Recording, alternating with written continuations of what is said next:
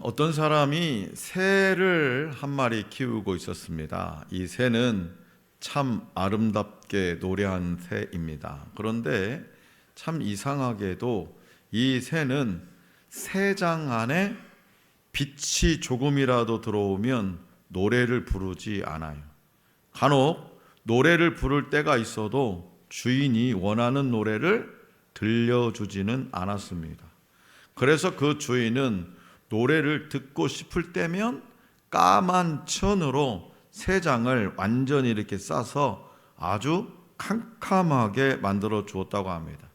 그렇게 하면은 틀림없이 그가 듣고 싶어 했던 청아한 가락이 캄캄한 새장에서 흘러나오는 것을 들을 수 있었다고 합니다.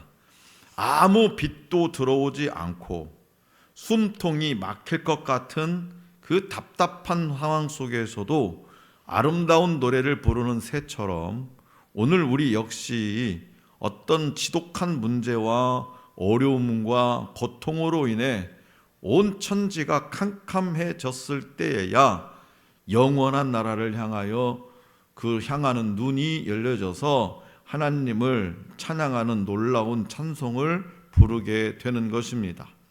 하나님은 우리가 값싸게 밝은 천지에서 마음껏 향락을 누리며 값싼 찬송을 하는 것을 원치 않으세요.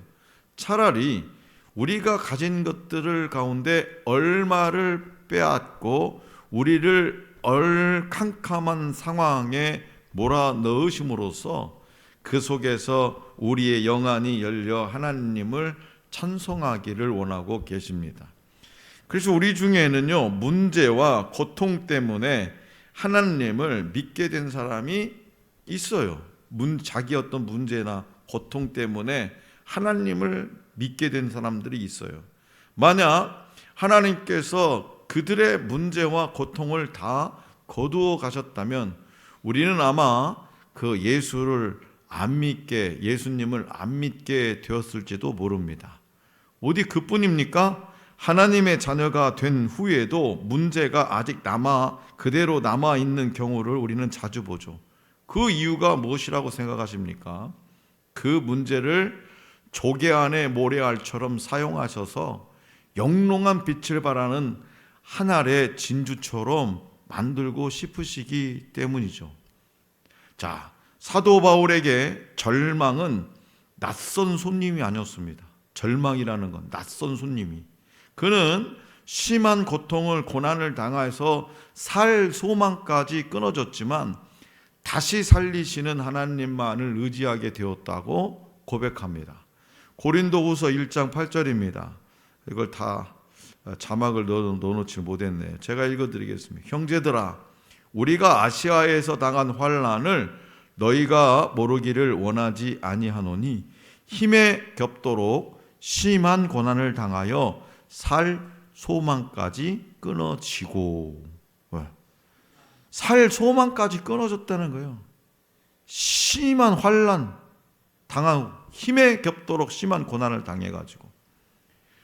그러니까 사도 바울에게는 이런 믿음이 있었기에 큰 광풍을 만나고 여러 날 표류하게 되어도 낭망하지 않을 수 있었고요, 구원의 여망이 사라진 이들에게 희망을 전해줄 수 있다는 거죠. 겪어본 사람은 알아요. 과정을. 괜찮아. 부모들이 자녀들에게 뭐라고 얘기해요? 지금 힘들지? 그래도 젊을 때 고생은 사서도 한다겠어. 열심히 노력하면 언젠가는 빛을 볼 거야. 아빠가 그렇게 살았잖아. 엄마가 내가 그렇게 살아왔잖아. 희망을 얘기해 줄 수 있는 거예요. 유라굴로라는 광풍으로 인해서 지중해 한가운데에서 10나흘 동안 표류하던 사람들이 드디어 지평선을 발견합니다. 육지가 보인다는 거죠. 그리고 26절에 기록된 대로 바울을 통해서 하나님이 말씀하신 대로 배가 한 섬에 걸렸습니다. 또한 하나님이 말씀하신 대로 바울을 비롯해 승선한 276명 전원이 생명을 건졌습니다. 하나님이 뜻하시고 행하신 일이었지만 동시에 신실하고 전능하신 하나님을 믿고 행동한 바울의 역할이 중요했습니다. 이처럼 오늘날에도요, 현실의 문제를 고민하는 사람들에게 현실과 동떨어진 천국만 말한다면 들으려 하지 않습니다. 천국만 말한다면. 그래서 우리는 복음 전도를 위해서는요, 사람들의 현실적인 문제도 함께 고민하면서 적극적으로 도와주려는 자세가 필요한 거예요. 자, 그렇다면 날마다 현실의 문제를 고민하는 이 세상에 교회는, 우리 하늘 소망 교회는 어떤 희망을 전해 주어야 할까요? 본문 말씀을 통해서 들려주시는 주님의 가르침을 잘 듣고 우리 하늘 소망 교회도 이 세상에 희망을 전하는 공동체가 될 수 있기를 원합니다. 자, 앞에서 전해드렸듯이 바울 일행이 탄 배는 풍랑을 만나서 표류한 지 며칠 됐다고요? 열 나흘이니까 며칠이에요? 14일. 14일째 되는 날 밤에 바울이 예언한 대로 어느 육지 부근에 가까워졌습니다. 그러자 선원들은, 여기서는 지금 우리 본문 말씀에서는 뭐라고? 사공들이라고 했잖아요. 사공들. 그러니까 선원들은 자기들만 살기 위해서 몰래 거룻배가 뭐예요? 구명보트. 네? 구명보트예요. 구명보트. 그 거룻배를 바다에 몰래 딱 내렸다는 거지. 자, 본문 말씀 27절에서 30절을 다시 한번 받들겠습니다. 27절에서 30절 시작.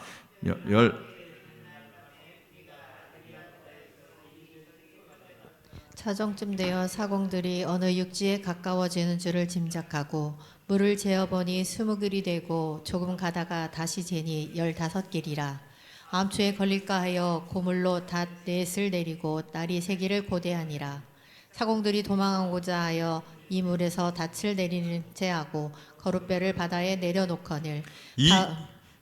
거기까지. 이 물은 어디냐? 배 뒤쪽을 얘기하는 거예요. 고물은 앞쪽이고. 그래서 이들은 배를 끝까지 책임져야 하는 선원들이죠. 배를 끝까지 책임져야 하는 선원들. 그런데 자신들의 안위만을 위해서 배를 버리고 탈출하려고 한 거예요. 배가 침몰하려 할 때에 끝까지 남아서 배를 지켜야 하는 사람들은 누구냐? 바로 선장과 선원들입니다. 그러니까 먼저 승객들을 대피시키고 난 다음에야 배를 떠나는 것이 이들의 직업 윤리입니다. 직업 윤리. 하지만 알렉산드리아호의 선원들에게는 이런 윤리가 없었다는 거죠. 우리나라에서도 이런 일이 있었어요. 세월호 때 선장이 그 어린 학생들을 놔두고 자기 살겠다고 구명보트에 타잖아요. 구조선에. 결국에는 감옥 갔는데 지금도 감옥에 있나 어쩌나 모르겠네. 엄청난 시련을 받았잖아요. 근데 지금 바울이 타고 있는 이 알렉산드리아호의 선원들에게 이런 윤리가, 직업 윤리가 없었어요. 이들은 구명보트를 몰래 내려가지고 자기들만 탈출하려고 했습니다. 자, 이처럼 사람은 눈에 보이는 것에 쉽게 흔들리고 그것에 소망을 둔다는 거죠. 소망. 구명보트가 있다. 우리가 내가 우리는 빨리 타 몰래 우리라도 살자. 사람 눈에는 그 눈에 보이는 것에 쉽게 흔들리고 그것에 소망을 둬요. 그러나 하나님의 자녀요, 하늘나라 백성된 저와 여러분들은 항상 내 눈에 보이는 것보다도 뭐요?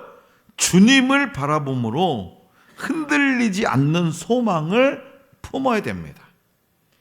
이러한 선원들의 계획을 알아차린 바울은 백부장과 군인들에게 알려서 그들이 탈출하지 못하도록 막죠.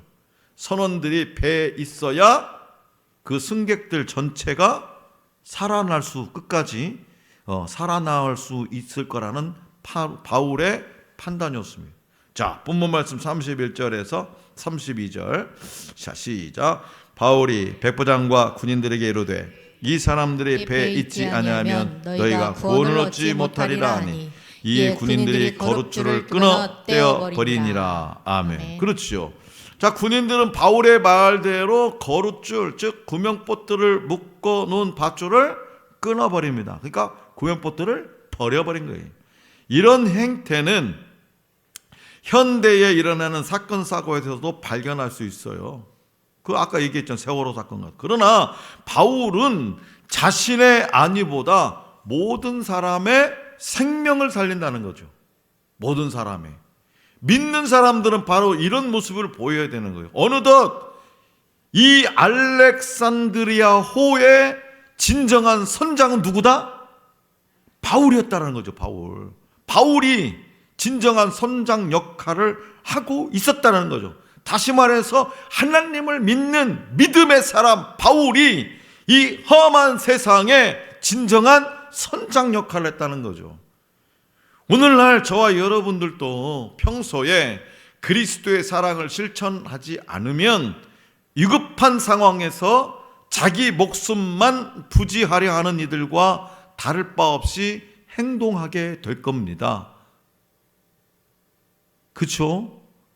골목길에서 어떤 아이가 일진들한테 둘러싸여가지고 괴롭힘을 당하고 있는데 이 저것들이 뭐지? 이거 가면은 따라오는 아내가 말하고 신경 쓰지 말고 빨리 신경 이러잖아요. 요즘 세상이 애들이 더 무섭다고 신경 쓰지 말라고.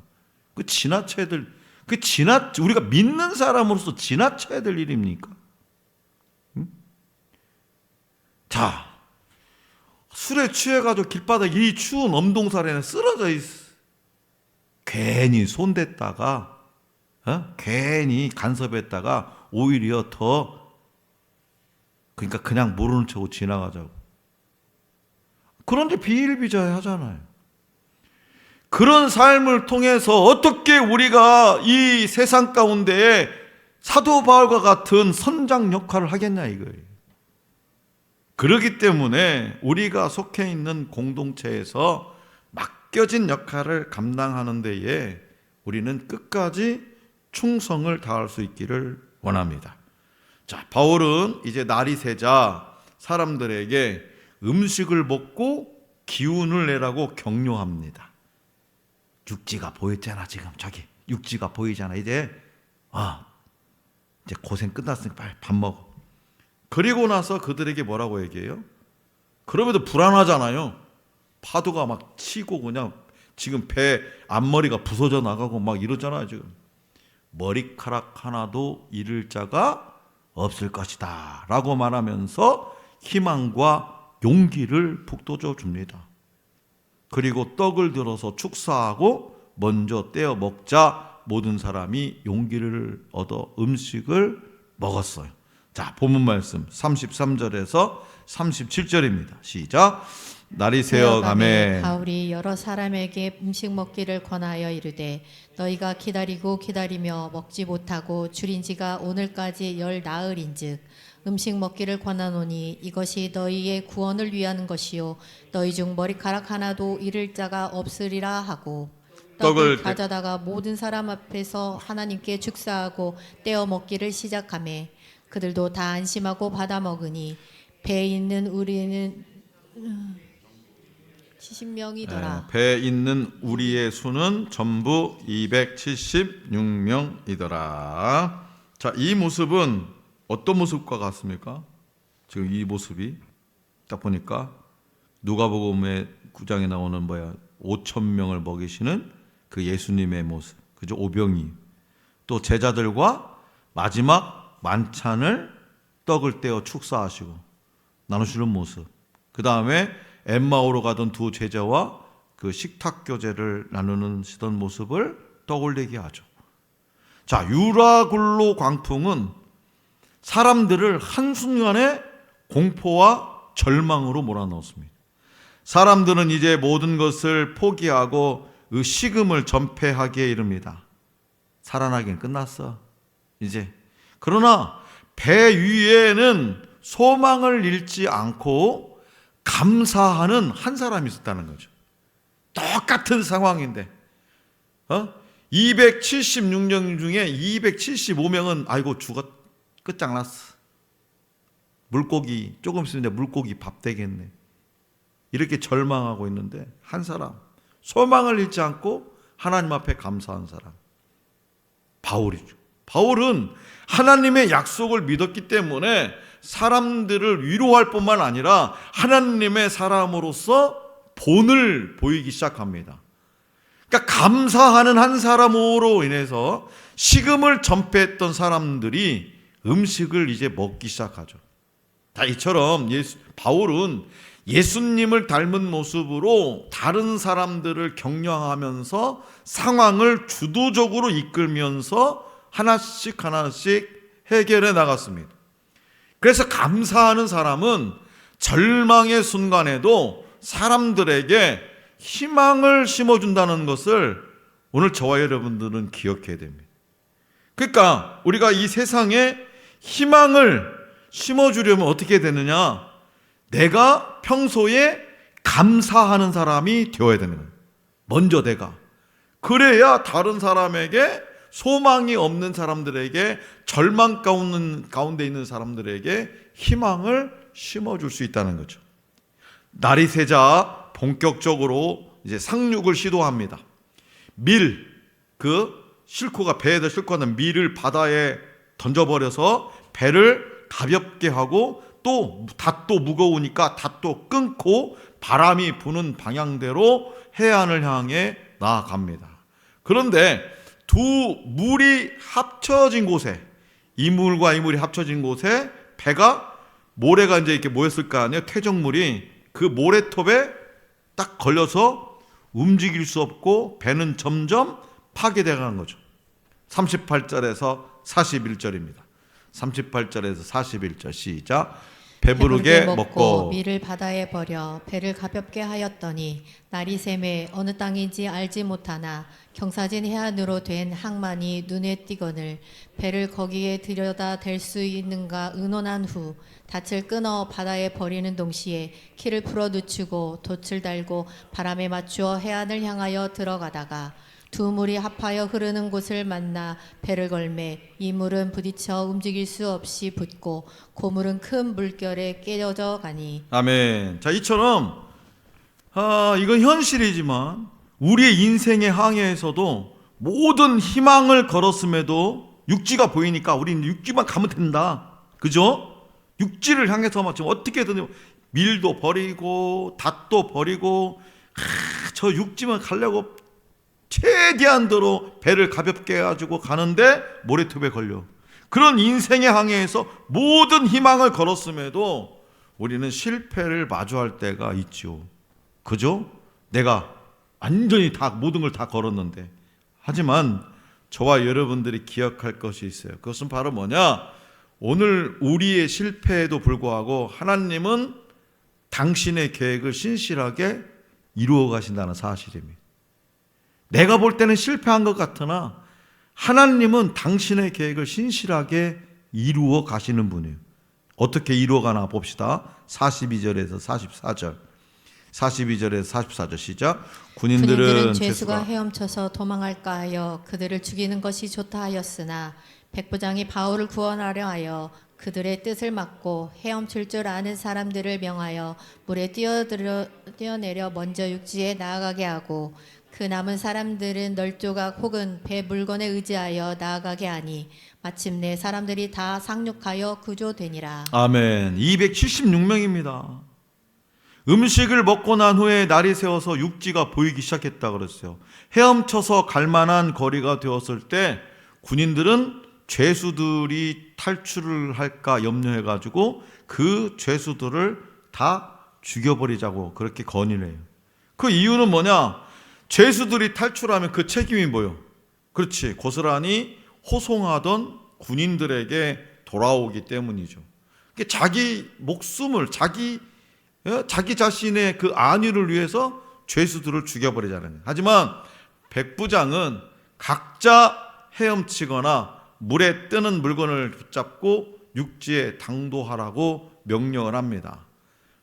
자, 첫 번째 이유는 뭐냐? 바울을 안전하게 보호해가지고 어디까지 데리고 와야 돼?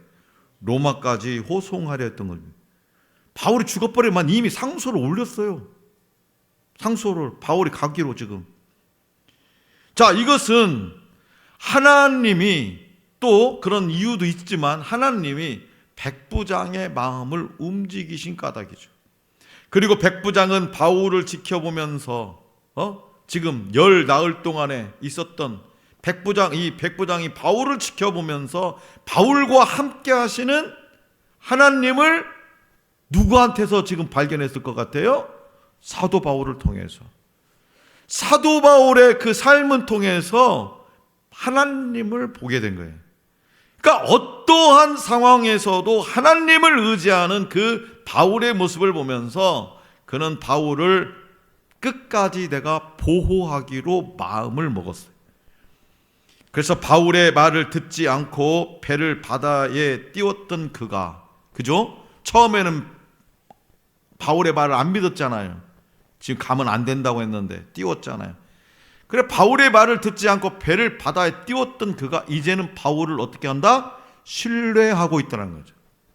그렇기 때문에 저와 여러분들도 가족이든 친구든 누군가가 나를 통해서 하나님을 보게 된다는 것을 기억함으로 어떤 삶의 위기 속에서도 바울처럼 평안을 잃지 않고 사람들에게 소망을 주는 삶을 살아가야 될 줄로 믿습니다. 성경은 오늘 저와 여러분들에게 그럼 어떻게 해야 되냐? 무슨 일을 하든지 인정받는 사람이 되어야 된다. 무슨 일을 하든지 우리 내 안에서 하나님을 발견하게 하려면, 그러면 인정받는 사람이 되기 위해서는 겉모습뿐만 아니라 속 마음도 하나님이 보시기에 흠이 없어야 한다고 말씀하세요. 찾아봅시다. 빌립보서 4장.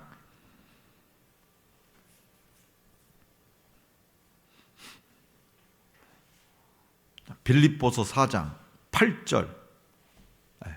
빌립보서 4장 8절입니다. 시작. 끝으로 형제들아, 무엇에든지 참되며 무엇에든지 경건하며 무엇에든지 옳으며 무엇에든지 정결하며 무엇에든지 사랑받을 만하며 무엇에든지 칭찬받을 만하며 무슨 덕이 있든지 무슨 기림이 있든지 이것들을 생각하라. 아멘. 그러니까 이 말씀과 같이 무슨 일을 하든지 인정받는 사람이 된, 그 이유는 뭐냐? 왜 그러면 이렇게 인정받는 사람이 되냐?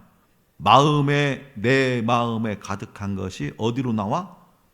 밖으로 나오기 때문에, 밖으로 보여지기 때문에, 내 마음에 가득한 것이 밖으로 보여지기 때문에 우리는 무슨 일을 하든지 인정받는 사람이 될 때 내 가족이든 친구든 직장 동료든 이웃이든 나를 통해서 백부장이 보았던, 바울을 통해서 봤던 하나님을 보게 된다는 거예요.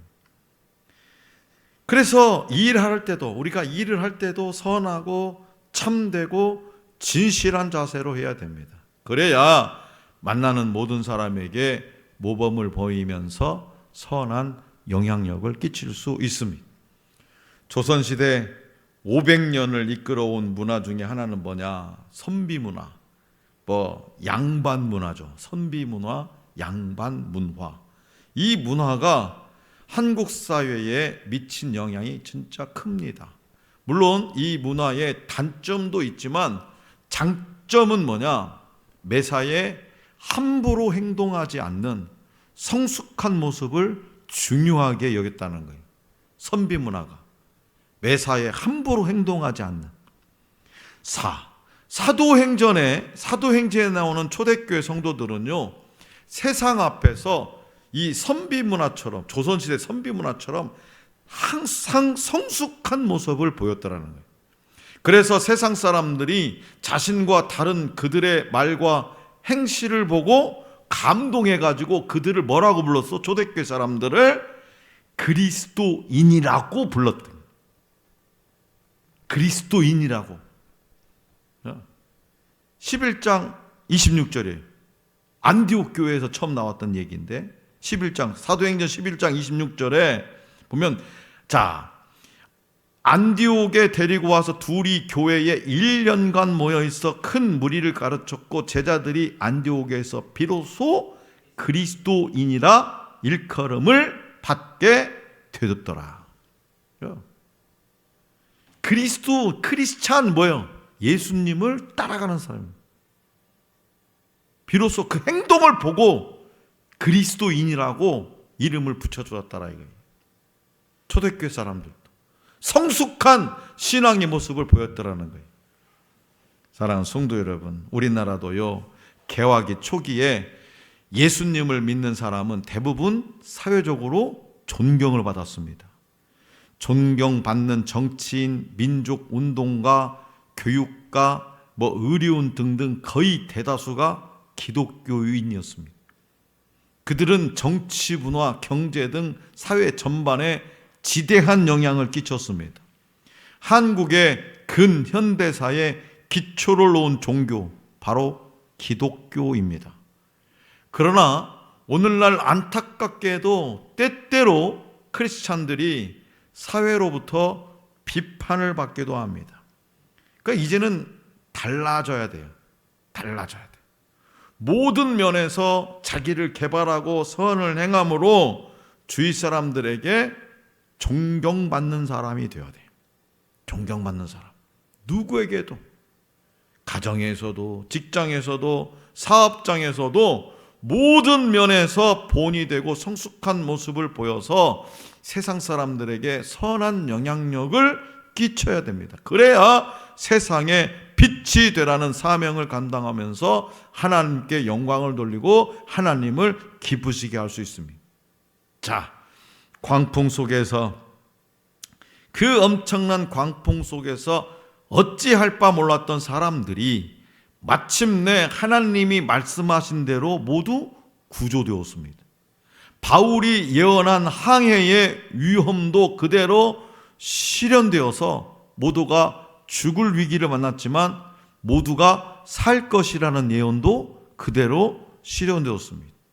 그러므로 우리의 인생 항해도요, 하나님의 말씀이 온전히 성취되는 사람, 그리고 바울처럼 절망의 바다에서 희망을 주는 그런 삶이 되기를 소망합니다.